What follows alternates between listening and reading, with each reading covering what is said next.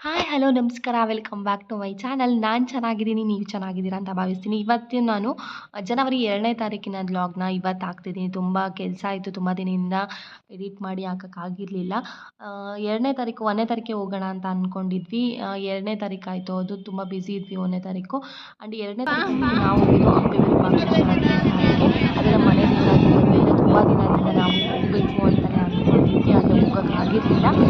ನನ್ನ ಯುವನ್ಗಂತೂ ಅವ್ರ ತಾತ ಬಂದಿರೋದು ತುಂಬ ಖುಷಿಯಾಗಿದೆ. ಅವ್ರು ಬಿಟ್ಟು ಯಾರ ಹತ್ರನೂ ಬರ್ತಾನೆ ಇರಲಿಲ್ಲ. ಅವನು ಇನ್ನೊಂದು ಕಂಪ್ಲೇಂಟ್ಸ್ ಅಂದರೆ ಅವನು ಹೋಗಿದ್ದ ಕಡೆ ಎಲ್ಲೂ ನಡೆಯಲ್ಲ, ಅವನು ಎತ್ಕೊಂಡೇ ಇರಬೇಕು ಯಾವಾಗಲೂ. ಇಲ್ಲಿ ಮನೆ ಹತ್ರ ಎಲ್ಲ ತುಂಬ ಚೆನ್ನಾಗಿ ಎತ್ಕೊಳ್ಳೋಕೆ ಹೋದ್ರೂ ಬರೋಲ್ಲ, ಹಂಗೆ ನಡೀತಿರ್ತಾನೆ. ಆದರೆ ಎಲ್ಲರೂ ಕರ್ಕೊಂಡು ಹೋದಾಗ ಅವನು ಒಂದು ಹೆಜ್ಜೆನೂ ನಡೆಯಲ್ಲ. ಎತ್ಕೋಬೇಕು ಅವ್ನು, ಯಾರಾದ್ರೂ ಒಬ್ಬರಲ್ಲ ಒಬ್ರು ಎತ್ಕೊಂಡು. ಇಲ್ಲಾಂದರೆ ಅವ್ರ ಅಪ್ಪ ಇದ್ರಂತೂ ಅವ್ರ ಅಪ್ಪನ ಹತ್ರನೇ ಇರ್ತಾನೆ ಜಾಸ್ತಿ. ನಮ್ಮ ಹತ್ರನೂ ಕೂಡ ಬರೋಲ್ಲ, ಹೋಗಿದ್ದ ಕಡೆ ಅಂತ ಅವ್ರ ಅಪ್ಪನೇ ಇರಬೇಕು. ಹಾಗೆ ದೇವಸ್ಥಾನಕ್ಕೆ ಹೋದ್ವಿ. ನಾವು ಹೋಗಿದ್ದೆ ಸ್ವಲ್ಪ ಲೇಟಾಗಿತ್ತು, ಹೊರಟಿದ್ದೆ ಲೇಟಾಗಿತ್ತು, 11 o'clock ಆಗಿತ್ತು. ನಾವು ರೀಚ್ ಆಗಿದ್ದು ಒಂದು 2 o'clock ಏನೋ ರೀಚ್ ಆದ್ವಿ. ರೀಚ್ ಆಗಿದ್ದ ತಕ್ಷಣವೇ ಚೆನ್ನಾಗಿತ್ತು ವೈಬು. ದೇವಸ್ಥಾನಕ್ಕೆ ಫಸ್ಟ್ ಟೈಮ್ ಬರ್ತಿರೋದು ನಮ್ಮ ಮನೆ ದೇವರಿಗೆ. ನಾವು ಅಲ್ಲೇ ನಮ್ಮದು ತಿಪ್ಟೂರು ಹತ್ರ ದೇವರಿದೆ, ಅಲ್ಲೇ ಹೋಗಿ ಪೂಜೆ ಮಾಡಿಸ್ಕೊಂಡು ಬರ್ತಿದ್ವಿ ಯಾವಾಗ್ಲೂ. ಇಲ್ಲಿಗೆ ಬರ್ತಿರೋದು ಫಸ್ಟ್ ಟೈಮ್ ಆಗಿತ್ತು ನಾವು. ಹಾಗೆಯೇ 2 ಗಂಟೆ ಆಗಿರೋದ್ರಿಂದ ಕ್ಲೋಸ್ ಆಗಿತ್ತು ದೇವಸ್ಥಾನ. ಬಂದು ನೋಡಿದಾಗ ಏನು ಮಾಡೋದು ಅಂತ ಅಂದ್ಕೊತಿದ್ವಿ. 2 ಗಂಟೆ ನಾವು ಸ್ವಲ್ಪ ಬೇಗ ಹೊರಡಬೇಕಿತ್ತು ಅಂತ, ಆದರೆ ಕೆಲಸ ಎಲ್ಲ ಮುಗಿಸ್ಕೊಂಡು ಬರೋದು ಸ್ವಲ್ಪ ಲೇಟ್ ಆಯಿತು.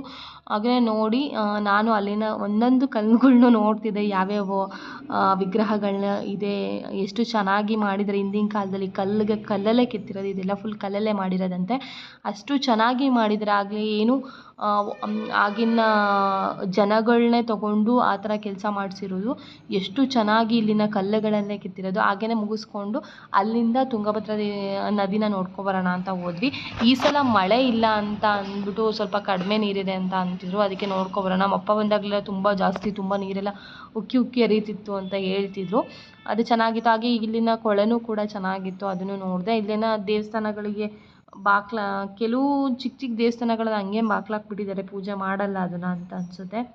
ಅಲ್ಲಿ ಯಾರೂ ಇರಲಿಲ್ಲ, ಪೂಜೆನೂ ಮಾಡೋಕ್ಕೆ ಇರಲಿಲ್ಲ, ಬರೀ ಸುಮ್ಮನೆ ಬಾಕ್ಲಾಕ್ಬಿಟ್ಟಿದ್ದಾರೆ. ಕೆಲವು ವಿಗ್ರಹಗಳು ಫುಲ್ಲು ದೇವಸ್ಥಾನ ನೋಡೋಕ್ಕೇ 1 ವೀಕ್ ಬೇಕಾಗುತ್ತೆ ಅಂತ ಹೇಳ್ತಿದ್ರು ನಮ್ಮಪ್ಪ. ನೋಡಿದಾಗ ನೀರು ಸ್ವಲ್ಪ ಕಡಿಮೆನೇ ಇತ್ತು. ಇಲ್ಲಿಂದ ದಾಟಿ ಆ ಕಡೆ ಹೋದರೆ ಆಂಜನೇಯನ ದೇವಸ್ಥಾನ ಏನೋ ಇದೆ ಅಂತ ಅಂದರು. ನಾವು ಲೇಟ್ ಆಗುತ್ತೆ, ಪಾಪುನ ಬೇರೆ ಕರ್ಕೊಬಂದಿದ್ದೀವಿ ಅಂತ ಹೇಳ್ಬಿಟ್ಟು ಆಲ್ಮೋಸ್ಟ್ ಅಲ್ಲೇ ಟೈಮ್ ಸ್ಪೆಂಡ್ ಮಾಡಿ ಒಂದು 3:30 ಏನೋ ಓಪನ್ ಅಂತ ಹೇಳಿದ್ರು. ಮತ್ತು ಅದಕ್ಕೆ 3:30 ನೋಡಿ ಏನೋ ಮತ್ತೆ ಕಂಪ್ಲೇಂಟ್ ಮಾಡ್ತಿದ್ದಾರೆ. ಅವ್ನು ಹಿಂದೆ ಎಲ್ಲೂ ನಡೆಯಲ್ಲ, ಮನೇಲಿ ಮಾತ್ರ ಓಡಾಡ್ತಿರ್ತಾನೆ. ಹಂಗೆ ನಮ್ಮ ಮನೆಯವ್ರು ಎತ್ಕೊಂಡು ತಿರುಗ್ತಿದ್ರು. ಹಾಗೆಯೇ ಪೂಜೆ ಎಲ್ಲ ಮುಗಿಸಿ ನಾವು ಇಲ್ಲಿ ಎಲ್ಲರೂ ಬಂದು ಕೈ ಇಡ್ತಿದ್ರು. ಏನು ಅಂತ ನೋಡಿದಾಗ ನಮ್ಮ ಮನೆಯವರು ನೋಡೋಣ ಇದನ್ನು ಈ ಥರ ಕೈ ಇಟ್ಟಿದ್ರೆ ಅದು ಮೇಲ್ಗಡೆ ಅದಾಗೆ ಬಂದು ಕೂತ್ಕೊಳ್ಳುತ್ತಂತೆ. ನಾವೇನಾದ್ರು ಬೇಡಿಕೆ ಇಟ್ಟು ಅದು ಈಡೇರುತ್ತೆ ಅಂತ ಹೇಳ್ತಿದ್ರು. ಆದರೆ ಆ ಥರ ಏನು ಯಾರಿಗೂ ಆ ಥರ ಆಗಲಿಲ್ಲ, ಸುಮ್ಮನೆ ಅಂತ ಅನಿಸ್ತು. ಹಿಂದಿನ ಕಾಲದಲ್ಲೆಲ್ಲ ಇತ್ತು ಅನಿಸುತ್ತೆ, ಆದರೆ ಇವಾಗ ಆ ಥರ ಏನೂ ಆಗಲಿಲ್ಲ. ಪೂಜೆ ಎಲ್ಲ ಮುಗಿಸಿ ಹೋದ್ವಿ. ಕೆಲವು ದೇವಸ್ಥಾನಗಳು ನೋಡ್ಕೊಂಡು ಹೋಗಬೇಕಾಗುತ್ತೆ ಅಂದರೆ ಅದೇ ನಾವು ಹೋಗೋಕ್ಕಾಗಲಿಲ್ಲ. ಪಾಪು ಆಲ್ರೆಡಿ ಸುಸ್ತಾಗಿ ನಿದ್ದೆ ಮಾಡೋರ ಥರ ಇದ್ದ.